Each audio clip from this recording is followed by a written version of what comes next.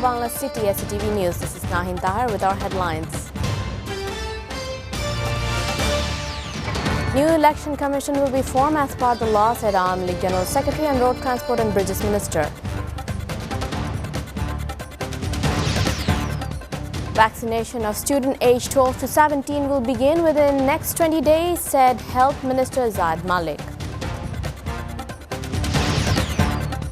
Around 50 lakh more doses of COVID Sinopharm vaccine reached Dhaka from China.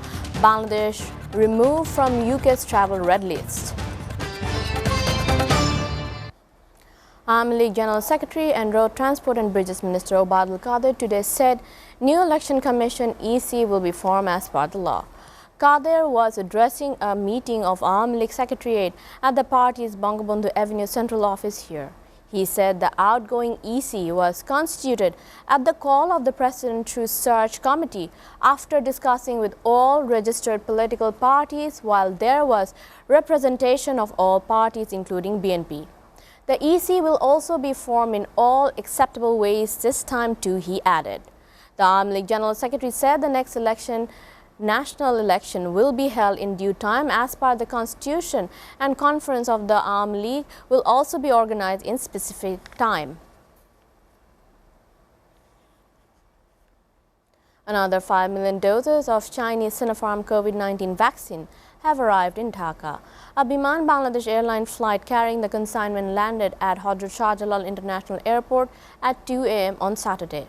The flight had left Tianjin Binhai International Airport on Friday night, the Chinese embassy in Bangladesh said in a Facebook post. With the new consignment, China has supplied around 25 million doses of the Sinopharm vaccine to Bangladesh. Bangladesh has so far received Sinopharm vaccine doses from China as gifts under COVAX facilities and commercial purchase. Health Minister Zahid Malik today said that students aged between 12 and 17 years will receive Pfizer vaccine. The vaccination program will begin within the next 15 to 20 days, the minister said during a view exchange meeting in Manikganj this afternoon. The health minister also said a Dhaka 10 crore agreement has been signed with the World Health Organization.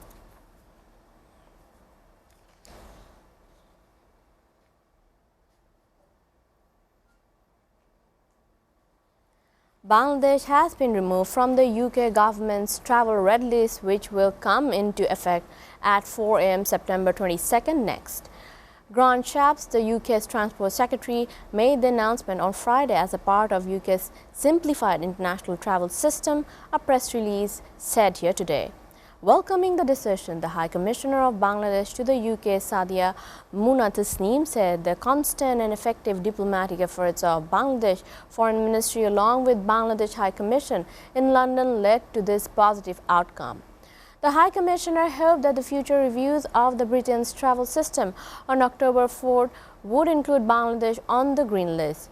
Beginning on September 22nd, travelers from Bangladesh who have been fully vaccinated with a UK-approved vaccine will no longer require a 10-day hotel quarantine. However, they have to take a COVID-19 pre-departure test and a COVID-19 test on or before day 2 after arrival in England. Bangladesh Embassy in Washington, D.C. has introduced electronic passport services today for catering to the needs of Bangladeshi diaspora in the USA. Ambassador of Bangladesh M. Shahidul Islam and Secretary of Security Services Division of the Home Ministry Muhammad Makbair Hussain jointly inaugurated the service at the embassy in Washington, a press release said here today. M. Shahidul Islam hoped that the introduction of the e-passport in the year of 50th anniversary of our independence and birth centenary of our father of nation, Bangabandhu Sheikh Mujibur Rahman, would reduce the suffering of Bangladeshi diaspora living all over the world. He emphasized the effective coordination between the Department of Immigration and Passport and the mission abroad for rendering optimum services to the Bangladesh diaspora. The e-passport system was earlier inaugurated in the New York consulate on 10 September, and the Embassy of Bangladesh in Washington is the fourth in line after introducing it in Berlin and Athens. 5 people died and 6 were injured in separate road accidents in Kumilla and Chapai today. Police said a Dhaka-bound bus from Noakhali rammed a three-wheeler after hitting a tractor and a pickup van in the Nate-Petua area in Kumilla-Noakhali Regional Highway around 10:30 a.m. The driver and 2 passengers of the three-wheelers died on the spot. 3 other passengers sustained injuries in the incident. In Chapai 2 people died when a truck hit an auto rickshaw at the Paling intersection in Shibganj Upazila. The deceased are Reda Begum 55 and Harun 26. 3 people were also injured in the accident. Among them, 2 were rushed in Rajshahi Medical College Hospital while another was at Shibganj Upazila Health Complex. The truck driver and his assistant were detained and the vehicle was seized.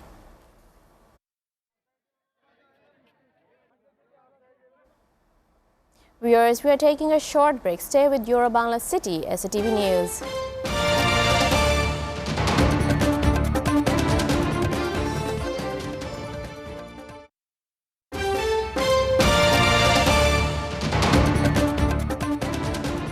Welcome back. You're watching Euro Bangla City, SATV News. Now we move on to the international stories. Finally, the United States had admitted the drone strike in Kabul days before its military pullout killed 10 innocent people, including a 2-year-old child. A U.S. Central Command investigation found that an aid worker and 9 members of his family, including 7 children, died in the 29 August strike. U.S. Central Command Jen McKenzie described the strike as a tragic mistake and added that the Taliban had not been involved in the intelligence that led to the strike. The deadly strike happened days after a terror attack at Kabul airport amid a frenzied evacuation effort following the Taliban's sudden return to power. However, it was one of the U.S. military's final act in Afghanistan before ending its 20-year-old operation in the country.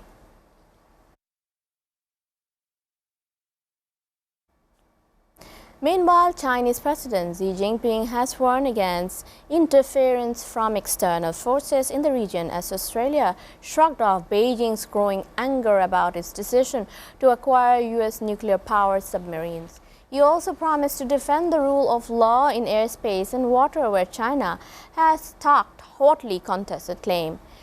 His comments followed the announcement of the United States, United Kingdom and Australia to form a security and defense partnership and Australia's decision to buy nuclear-powered submarines from the U.S. Meanwhile, Australian Prime Minister Scott Morrison, however, argued on Friday that China has its own very substantive program of nuclear submarine building. Allies of jail Kremlin critics Alexei Navalny accused Apple and Google of censorship on Friday after they removed an opposition voting app at the start of the 3-day parliamentary election in Russia. Polls opened across the vast country on Friday after a year that saw a sweeping crackdown on President Vladimir Putin's opponents, with Russian given the option of voting online. State media showed Putin casting his ballot online for self-isolation several days into quarantine after coming into contact with COVID-19. As voting began, the opposition said a smart voting app advising supporters on how to vote out Kremlin allies had been removed from the app stores of both Apple and Google. Sources familiar with Google and Apple's decision said the move was taken under pressure from Russian authorities, including threats to arrest local staff of the tech giant. The UN Secretary-General Antonio Guterres has tweeted his congratulations to South and North Korea, marking 3 decades of their UN membership on Friday. He wished lasting peace and prosperity to all the people across the peninsula. That message comes at the time of military tension, with both Seoul and Pyongyang having test-fired missiles this week. A story from Sports World. Brazil soccer legend Pele, 80, is in a stable condition after respiratory instability last night led to him being admitted to an intensive care unit, Sao Paulo's Albert Einstein Hospital said in a statement.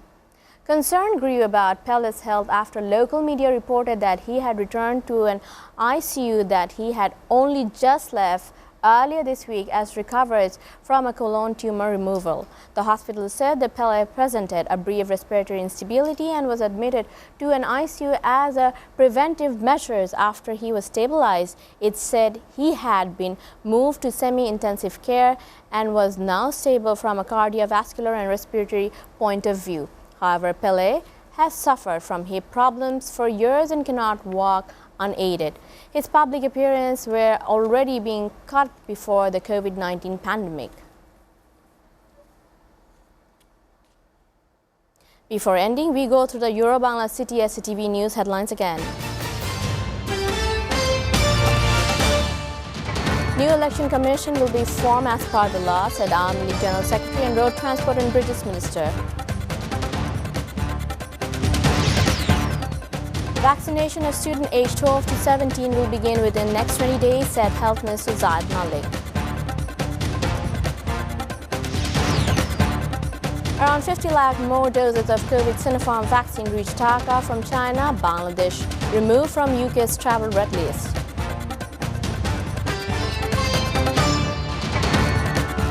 You're up to date with Euro-Bangla SATV News, and to know the latest in SATV News, visit www.satv.tv. Stay with us.